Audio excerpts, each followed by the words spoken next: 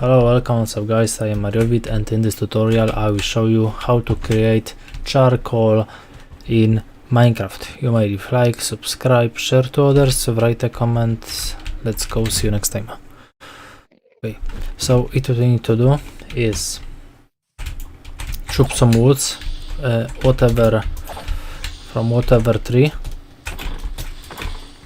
Okay, and now you put this for example oak log to the furnace, and you may put for example oak planks or stick or wooden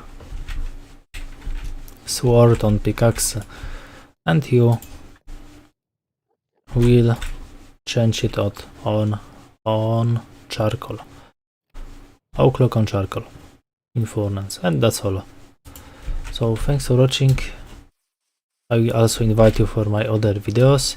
You may leave like, subscribe, share to others, write a comment, and see you next time. Bye bye.